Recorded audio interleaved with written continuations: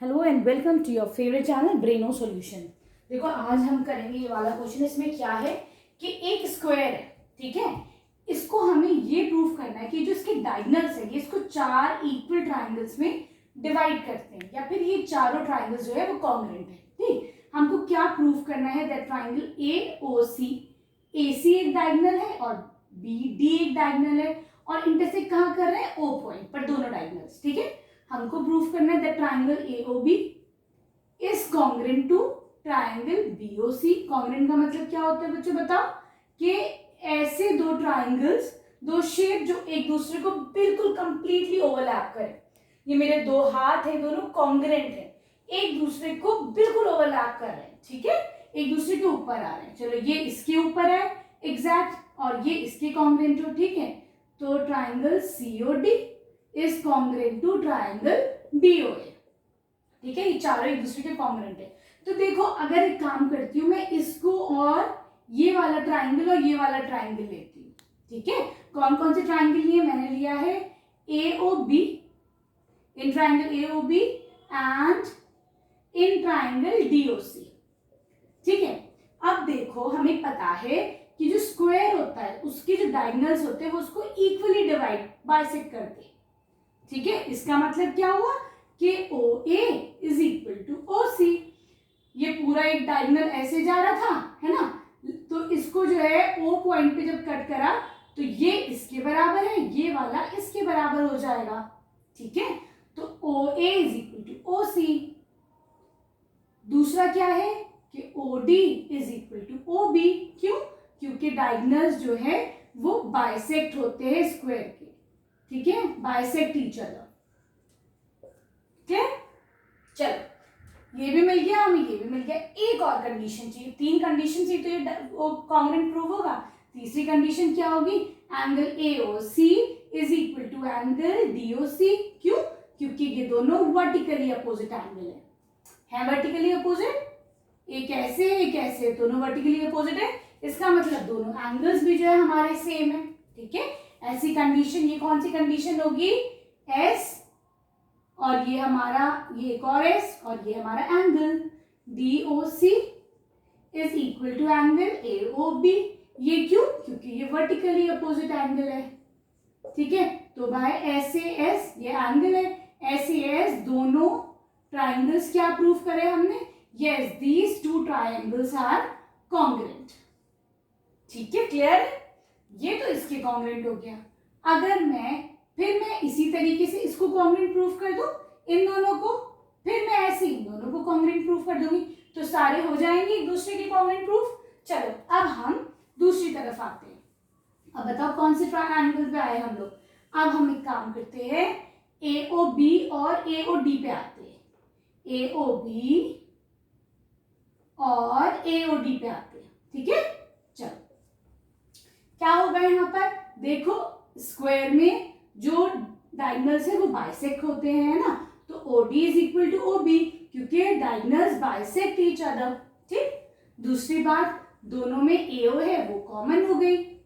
ठीक है, तीसरी बात, भाई ये दोनों स्क्वायर के साइड्स है, AD is equal to AB। होगा कि नहीं होगा? एक स्क्वायर में सारी साइड्स इक्वल होती हैं, इसका मतलब दोनों साइड से हमने क्या प्रूफ करा कि these two triangles are again congruent। ठीक है, क्लियर? तुम लोग अब इन दोनों को भी ऐसे ही शो कर देना। ठीक है, जैसे इन दोनों को कैसे शो करेंगे हम लोग? ये वाली साइड इसके इक्वल। ठीक है, चलो कर देते AOB और BOC, AOB BOC। चलो ये भी बता देती हूँ। ठीक है, AO OC के बराबर। ठीक है, AO OC के बराबर। ठीक, OB कॉमन।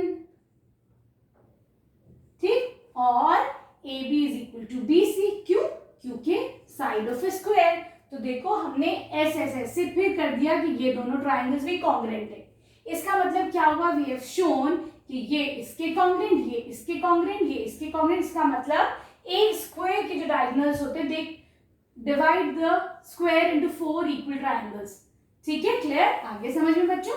चलो अब हम चलते हैं क्वेश्चन नंबर 9 पर। Thank you so much class 8। मुझे इतना प्यारा तुम लोगों से रिस्पॉन्स आता है, आई एम सो हैप्पी। मुझे वीडियो बना के ही मजा आता है तुम लोगों की। चलो अब चलते हैं क्वेश्चन नंबर 9 पर। क्या कह रहे हैं? ये कह रहे हैं एक क्वाड्रिलेटरल है, ठीक है। तो ये कह रहे हैं उसके जो डायगोनल्स हैं वो कैसे कट हो रहे हैं, 1:2 के रेशियो में उसके डायगोनल्स कट हो रहे हैं, है ना। एक डायगोनल ये हो गया, एक डायगोनल ये हो गया, ठीक है। ऐसे तो होगा। अब तुम साइड्स कैसी भी बना लो, ठीक है। तो देखो क्या ये एक पैरेललोग्राम बन रहा है? नहीं, this will not form a parallelogram. क्यों? पैरेललोग्राम की देखो एक कंडीशन होती है कि उसके जो डायगोनल्स होते हैं दे डिवाइड इक्वली, ठीक है। वो बाइसेक्ट होते हैं 1:1 के रेशियो में, ठीक है। क्या पता है हमको? That the diagonals of a parallelogram bisect each other। bisect each other का मतलब क्या होता है? बिल्कुल इक्वली एक दूसरे को डिवाइड करते हैं। अगर ये 3 सेंटीमीटर है तो ये भी 3 सेंटीमीटर होगा, अगर ये 4 सेंटीमीटर है तो ये भी 4 सेंटीमीटर होगा। लेकिन ये तो कह रहे हैं ये 1:2 के रेशियो में डिवाइड कर रहे हैं, तो क्या ये एक पैरेललोग्राम बनेगा? तो बता दो कि नहीं, this will never form a parallelogram. ठीक है, आगे समझ में। चलो अब हम चलते हैं क्वेश्चन नंबर 10 पर।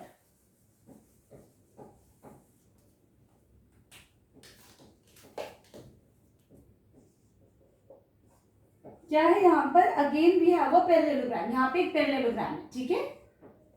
ये कितना है? This is Q, P Q, this is R, this is S.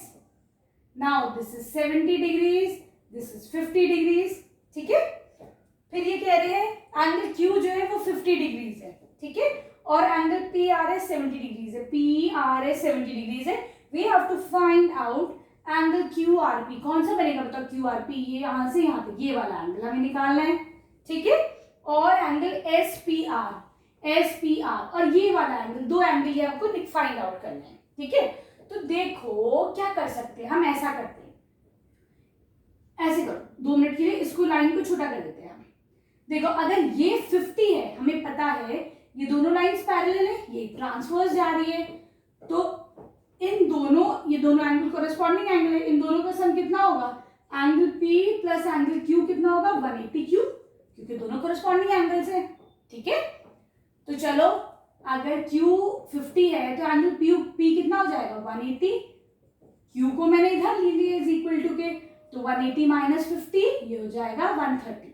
तो तुम्हारा पूरा एंगल 130 आ गया, ठीक है। अब हमको पता है अगर एंगल P 130 है तो पूरा एंगल R, ये पूरा एंगल R कितना होगा बताओ? 130 होगा। क्यों? Opposite angles of a parallelogram are equal, ठीक है। Opposite angles are equal in a parallelogram, ठीक है। अब देखो ये पूरा अगर 130 है और ये वाला पोर्शन 70 है, तो बताओ ये कितना हो जाएगा? क्या करोगे? हम कह देंगे इसको x मान लेते हैं, x प्लस 70 कितना हो जाएगा? 130, है ना। आ रहा है समझ में? तो x की वैल्यू कितनी आ गई? 130 माइनस 70, यह आ जाएगा 60 डिग्रीज, ठीक है। तो x की वैल्यू तुम्हारी 60 आ गई, ठीक। अब they are asking you, you have to tell SPR, SPR ये वाला एंगल तुम्हें बताना है, ठीक है। तो ऐसे देखो, ये एक ये पैरेलल लाइन, एक ये पैरेलल लाइन, एक ये पैरेलल लाइन, ये ट्रांसवर्स जा रहा है। यहां पे एंगल है SPR, SPR ऐसी है। एक Z बन रहा है, देखो जब Z बनता है तो कौन सा एंगल होता है? Alternate angle. ये दोनों एंगल्स कौन से एंगल्स है? Alternate angle. तो ये एंगल कितना हो जाएगा? 60। ऑल्टरनेट एंगल्स इक्वल होते हैं। बहुत सारे बच्चों को ना एक ट्रिक नहीं पता होता कि ऑल्टरनेट एंगल्स कौन से। चलो बताती हूँ मैं तुम्हें कैसे देखते हैं ऑल्टरनेट एंगल्स कौन से बन के आते हैं। ये पैरेलल लाइन से ट्रांसवर्स जा रही है, क्या करो, जहां जहां Z बन रहा है, ये Z बना ये एक Z, ये दोनों ऑल्टरनेट एंगल्स है, दोनों इक्वल होंगे, ठीक है। और देखो कहीं और बन रहा है, रुको अब इसको रब कर देते हैं कि हमें फिर से पता चल जाए। एक और Z निकालो, बन गया एक जेड, उल्टा जेड ही बना, लेकिन बनाना ना जेड, ये भी क्या है, दोनों ऑल्टरनेट एंगल्स, ये दोनों भी इक्वल होंगे। ठीक है, अब देखो यहाँ पे ये 60, तो ये वाला कितना होगा, ये भी 60 हो जाएगा। आई होप ये समझ में आया होगा। ठीक है, चलो अब चलते हैं हम क्वेश्चन नंबर 11 पर।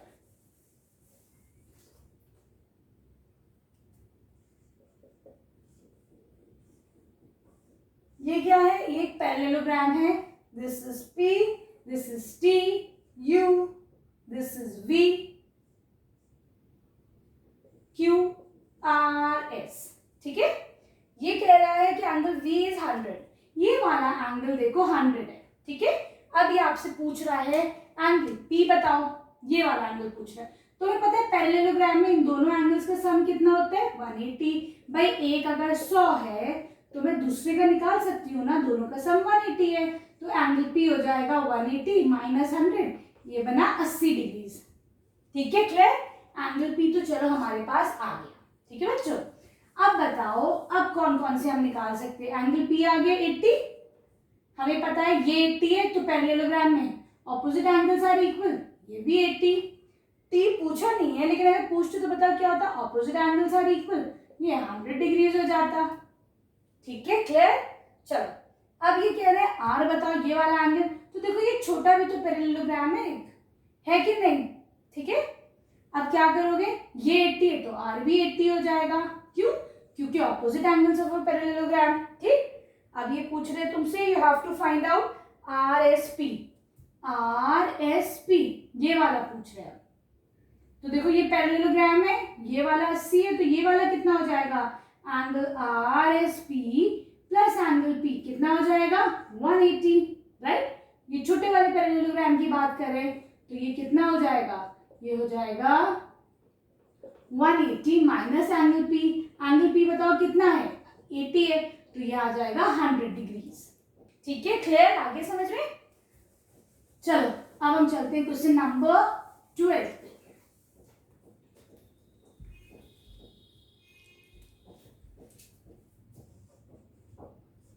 चलो बच्चों, a quadrilateral EFGH is such that, ये कह रहे हैं एक पैरेललोग्राम है, नहीं एक क्वाड्रिलेटरल EFGH, जिसमें ये कह रहे हैं, ऐसे बना लेते हैं हम हल्का फुल्का, EFGH। ठीक है, तो दे आर सेइंग EF है 6 सेंटीमीटर, FG है फिर 6 सेंटीमीटर। ठीक है, क्या ये एक पैरेललोग्राम बनेगा, तो देखो अगर मैं ऐसे कर दूं, ये भी 6 है, ये भी 6 है। ठीक है, लेकिन जो चौथा पॉइंट है इसको 8 कर दूं, मेरी मर्जी, इसको मैं 1 सेंटीमीटर को तो कुछ नहीं दिया हुआ है, सिर्फ ये 2 ही तो दिए हुए, क्या ये एक पैरेललोग्राम बन रहा है, no, this is not forming a parallelogram. ठीक है, क्लियर, तो इसका आंसर तो नो हो गया। आगे समझ में। चलो अब देखते हैं इसका बी पार्ट। यहां पर ये कह रहे हैं कि EF is parallel to GH।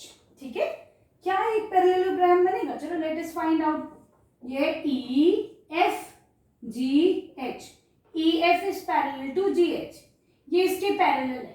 ठीक, पैरेलल जा रहे हैं, लेकिन मैं ऐसा कर सकती हूं, पैरेलल है कि नहीं, ठीक, इन दोनों को ज्वाइन कर दो, क्या ये एक पैरेललोग्राम बन रहा है, no, this is not forming a parallelogram. ठीक है, क्लियर है। चलो अब देखते हैं इसकी कंडीशन सी। हम ये कह रहा है that EF is equal to GH। सुनो, ये EF किसकी इक्वल है, FG के, EF FG दोनों इक्वल है। ठीक, फिर ये कह रहा है that EF is parallel to HG, EF HG के पैरेलल है। क्या ये अब पैरेललोग्राम बनेगा, इसको ज्वाइन कर दो जरा सा, तो yes, this is forming a parallelogram. ठीक है, क्लियर है। चलो अब देखते हैं हम इसका डी। ये कह रहा है कि E इज 70, EFGH, E हो गया 70 डिग्रीज। ठीक, फिर ये कह रहा है G है 110, ये है 110, कुछ ऐसे बनेगा 110।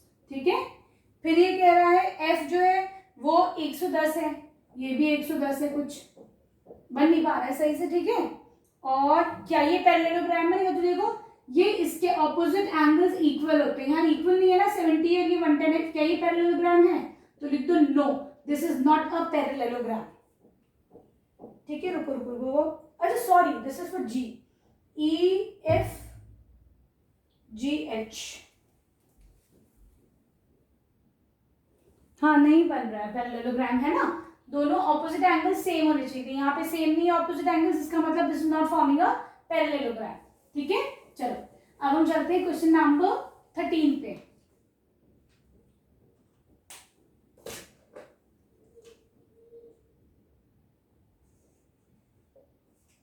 क्या है ना रोम्बस। रोम्बस क्या होता है? एक स्क्वायर होता है ना, कैसे स्क्वायर? जिसकी साइड्स को मैं थोड़ा सा मोड़ देती हूँ, है ना, ये एंगल अब 90 डिग्री नहीं है, स्क्वायर में 90 होता है पर यहाँ नहीं है 90, लेकिन ये सारे जो ये होते हैं साइड होते हैं दे ऑल आर इक्वल। ठीक है, तो ये है ए बी सी डी। ठीक है, ये एक रोम्बस है, इसमें ए सी बी जो है वो ए सी बी 60 डिग्रीज है, देखो ये 60 डिग्रीज है, और हमें फाइंड आउट करना है बी ए सी, पहले तो हमें निकालना है बी ए सी। तो देखो अब क्योंकि ये साइड इस साइड के इक्वल है, अगर मैं सिर्फ ट्राइंगल ए सी बी के बारे में बात करती हूँ, in triangle A C B A B is equal to B C, क्यों? साइड्स ऑफ अ रोम्बस लिख दो, रोम्बस की दोनों साइड्स इक्वल होती है ना। चलो अगर ये 60 है, ये वाला एंगल अब ये आइसोसेलेस ट्राइंगल बन गया, अगर ये 60 है तो ये भी 60 होगा, है कि नहीं? Equal sides have equal angles. ठीक है, तो बी ए सी तो निकल के आ गया 60 डिग्रीज। आगे बढ़ते हैं, फिर हमें निकालना है डी सी ए, डी सी ए। तो अब देखो अगर ये 60 है तो ये ऑल्टरनेट एंगल बन रहा है, कहाँ बन रहा है ऑल्टरनेट एंगल? देखो जरा जेड बन रहा है क्या? यहाँ पर जेड बनता है ना ऑल्टरनेट एंगल्स में, ये 60 है तो ये भी 60 होगा, है कि नहीं? तो लिख दो angle D C A is again equal to 60 degrees. ठीक है, क्यों? ये हो जाएगा एंगल सी ए बी के इक्वल, क्यों? क्योंकि दोनों है ऑल्टरनेट एंगल्स। ठीक है, चलो अगला देखते हैं ए डी सी, ये वाला निकालना है अब तुम्हें। ठीक है, तो देखो अगर मैं ये नीचे वाले ट्राइंगल देखती हूँ, ये 60 ये 60, ये कितना होगा? हमें पता है एक ट्राइंगल में तीनों एंगल्स का सम 180 होता है ना, ये दोनों 60 60 है तो ये कितना हो जाएगा? ये भी 60 हो जाएगा, ये 60 है तो भाई सामने वाला पर रोम्बस का ऑपोजिट एंगल सेम होते हैं। ठीक है, तो ये कितना हो जाएगा? ये भी 60 हो जाएगा, है कि नहीं? That means angle D A D C is again equal to 60 degrees. ठीक है, क्लियर है, समझ में आया? चलो अब हम चलते हैं इसके 14th क्वेश्चन पे।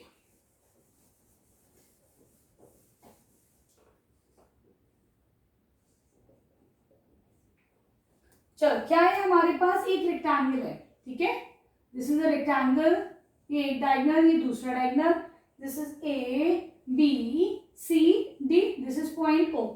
ठीक है, फिर ये कह रहे हैं A O B is equal to 80 degrees, A O B, ये एंगल जो है ये 80 डिग्रीज है। ठीक है, क्लियर है? You have to find out angle A O D, A O D हमें ये वाला निकालना है। ठीक है, देखो क्या कर सकते हैं हम यहाँ पर, अब देखो ये क्या होता है, इसकी जो रेक्टेंगल की जो डायगोनल्स होते हैं वो बाइसेक्ट करते हैं आपस में, है ना, that means A O is equal to O B. ठीक, इसका मतलब ये एंगल इस एंगल के इक्वल होगा। ठीक है, तो फिर इसको भी x ले लो, इसको भी x ले लो, तो x प्लस 80 कितना हो जाएगा? 180। इस छोटे वाले ट्राइंगल में इसका सम इसका सम इसका सम 180 हो जाएगा, तो ये 2x इज इक्वल टू 80 इधर लो, ये हो जाएगा 100, तो x is equal to 50 degrees, ये आ गया 50 डिग्रीज। ठीक है, अब देखो ये 50 है तो ये भी 50 हो जाएगा, क्यों? ऑल्टरनेट एंगल, ऐसे करके z बन रहा है ना? ठीक है, ये कौन सा है? डी सी है, तो देखो हमने एंगल डी सी ए तो निकाल दिया 50। चलो आगे बढ़ते हैं, ये भी 50 है ना? अब देखो अगर ये वाला 50 है, ये भी ऑल्टरनेट एंगल, तो ये वाला कितना आ जाएगा? ये भी 50। ठीक है सही। अब देखो अगर angle C D O is equal to 50 degrees है, ये वाला जो एंगल है ये 50 है कि नहीं? ये पूरा बताओ, ये पूरा कितना एंगल होता है रेक्टेंगल में? 90 होता है। अगर ये आधा 50 निकला तो ये कितना हो जाएगा? हमें पता है एंगल ए डी सी पूरा एंगल 90 डिग्रीज है, ठीक है। उसमें ये वाला पोर्शन 50 है, तो फिर एंगल ए डी बी कितना हो जाएगा बताओ? 90 माइनस 50 हो गया ये 40 डिग्रीज, ठीक है। तो एंगल ए डी ओ कह दो या ए डी बी कह दो, ये भी 40 डिग्रीज आ गया, ठीक है। यही दोनों पूछे थे, हमने दोनों निकाल दिए, ठीक है। क्लियर है? बहुत सारे अलग अलग तरीके हो सकते हैं जिससे तुम लोग एंगल्स निकाल सकते हो। जरूरी नहीं है कि कॉरेस्पॉन्डिंग मैं कहूँ तो तुम लोग कॉरेस्पॉन्डिंग से निकालो, मैं ऑल्टरनेट कहूँ तुम लोग ऑल्टरनेट से निकालो, जो तुम लोग को समझ में आ रहा है वैसे फाइंड आउट कर लो, ठीक है। चलो क्वेश्चन नंबर 15 है कि एक रोम्बस है ए बी सी डी,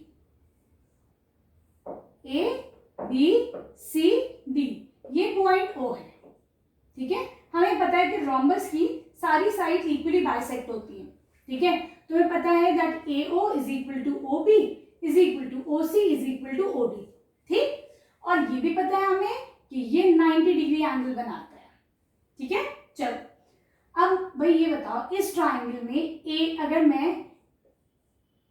ये 90 डिग्री बना रहा है, ये ओ है, ये ए है, ये बी है ना। तो हमें पता है A B square is equal to O A square plus O B square, hypotenuse की यही तो होता है फॉर्मूला, ठीक है। तो देखो A B square is equal to O A square plus O B square. दूसरा देखो इस ट्राइंगल में क्या हो जाएगा? B C square is equal to O B square plus O C square. इस ट्राइंगल में देखो D C square is equal to O C square plus O D square. इस ट्राइंगल में देखो A D square is equal to O A square plus O D square, ठीक है। चलो सबको ऐड कर देते हैं, ठीक। तो ये हो जाएगा A B square plus B C square plus C D square plus A D square, this is equal to कितना होगा, ठीक है। अब देखो मैं क्या करती हूँ, मैं सबको सिर्फ ओडी और ओए में छोड़ती हूँ, ओडी और ओए में। तो देखो ओबी जो है वो ओडी के बराबर है ना, क्योंकि diagonals of rhombus are equally bisect होते हैं, sorry they bisect each other, ठीक। तो मैं ओ ए को ओ ए छोड़ती हूँ, ओ बी को ओ डी लिख देती हूँ क्योंकि वो इक्वल है। फिर ओ बी को चेंज करो, ओ डी कर दो, ओ सी को मैं ओ ए कर देती हूँ, है ना, इक्वल है ना। तो मैं सबको सिर्फ ओ ए और ओ डी के फॉर्म में छोड़ती हूँ। इसको करो ओ ए, इसको ओ डी छोड़ो, इसको ओ ए, इसको ओ डी छोड़ो, ठीक है। अब देखो कितने ओ ए आ गए, 1 2 3 4, we have 4 O A square. O D देखो 1, अच्छा ये भी ओ डी हो जाएगा, 1 2 3 4 ओ डी स्क्वायर, ठीक है। Clear? I hope this question is also clear to you, है ना। चलो अब चलते हैं हम इसके नेक्स्ट क्वेश्चन पर। यहाँ पे क्या है, you just have to state कुछ कंडीशंस है, हमें उसको देख के बताना है कि कौन से, या ये कंडीशन स्क्वायर में मिलती है या रोम्बस में या फिर बताओ रेक्टेंगल में, ठीक है ना। चलो देखते हैं। ये कह रहे हैं it has 2 pairs of parallel sides. अगर मैं रेक्टेंगल की बारे में बात करती हूँ, let me change the pen.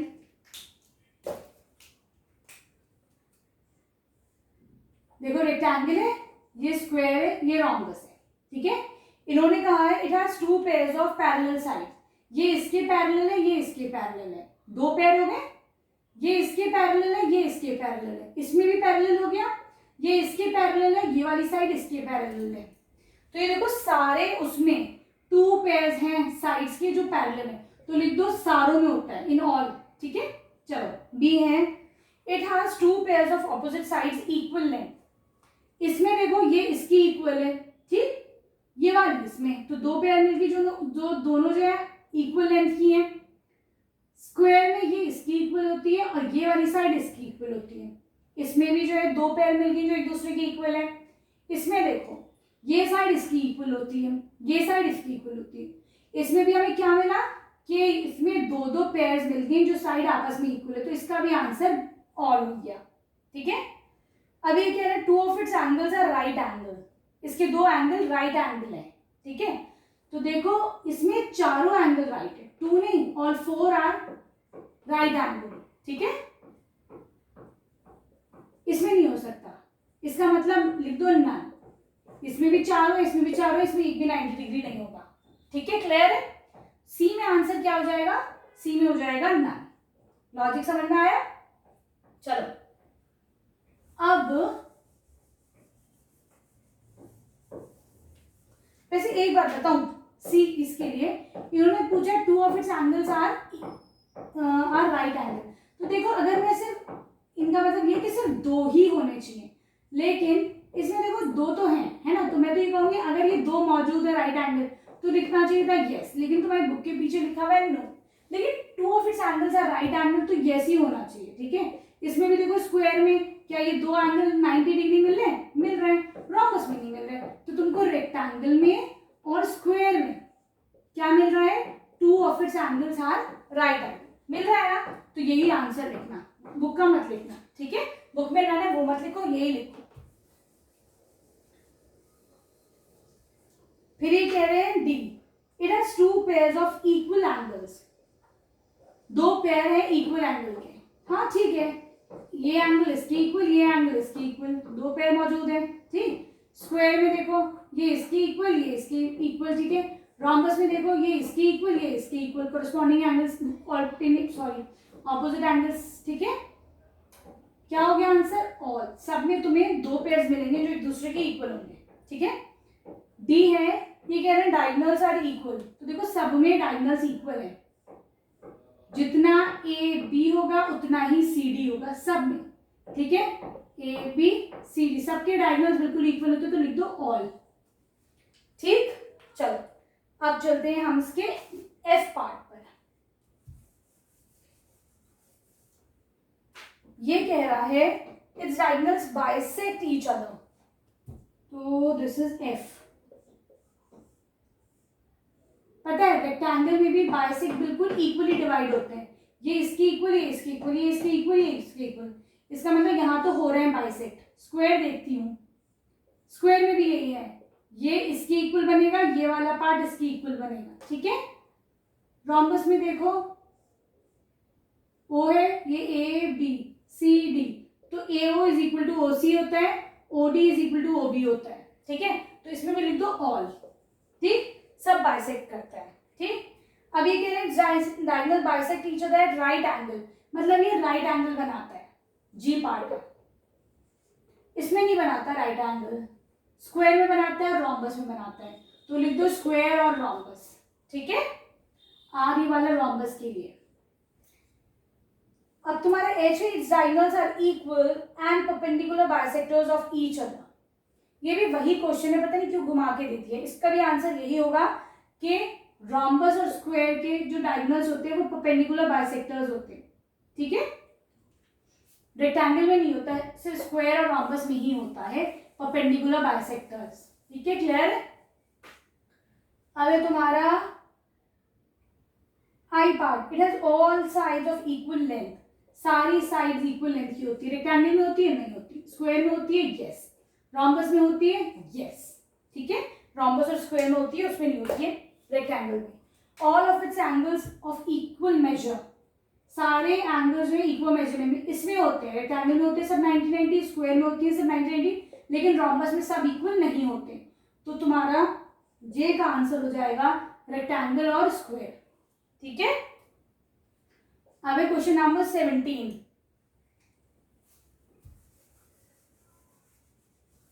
Video पसंद आई हो, बहुत मेहनत से बनाती हूँ, बहुत मेहनत से। ठीक है, तो प्लीज चैनल को सब्सक्राइब करना, अपने फ्रेंड्स के साथ शेयर करना, एक लाइक जरूर कर दिया करो, एक कमेंट। ठीक है, मैं सबके लाइक वो काउंट करती हूँ सारे लाइक्स। ठीक है, चलो एक वो है स्क्वायर है PQRS। ठीक है, PQRS, एक साइड है इसकी 5A - 17, दूसरी साइड है इसकी 2A + 4। ठीक है, तो हमको PS और PR निकालना है, PS PR और PS। तो देखो पहले इसको देखती हूँ, दोनों इक्वल है ना, क्योंकि स्क्वायर की है, तो हम दोनों को इक्वल लिख दूँ। ये 2 इधर लेके आओ तो ये हो जाएगा 5a माइनस 2a हो गया 3a। ये 17 इधर आ जाएगा तो हो जाएगा प्लस का, ये हो जाएगा 21। तो a की वैल्यू कितनी आ जाएगी 7। 3 को डिवीजन में डाला, ठीक है, सही आया समझ में। तो a की वैल्यू आ गई 7। अब यहाँ पे रख दो, a की जगह रख दो 7, 2 7 से 14 प्लस 4 हो गया 18। अगर ये साइड 18 है तो ये साइड कितनी हो जाएगी 18 सेंटीमीटर। पीएस हो गए 18 सेंटीमीटर, ठीक। ये वाली निकालनी है, ये 18 तो ये भी 18। देखो P R is equal to P Q square plus Q R square. ये 18 का स्क्वायर प्लस 18 का स्क्वायर। मैं इसको 2 इंटू 18 स्क्वायर लिख दूं। 18 स्क्वायर में 2 इंटू 18 स्क्वायर लिख दो। ये स्क्वायर हटाओ, स्क्वायर रूट लगा सकते हैं। 18 का स्क्वायर है, बाहर निकालो तो ये कितना हो जाएगा 18√2 है ना। इसमें स्क्वायर है तो इसे मैं बाहर निकाल सकती हूँ। ये अकेला है तो ये √2 रह जाएगा। तो तुम्हारा पी आर की वैल्यू कितनी आ गई 18√2, ठीक है। वीडियो पसंद आई तो प्लीज चैनल को सब्सक्राइब करना, शेयर करना। Thank you for watching Braino solutions.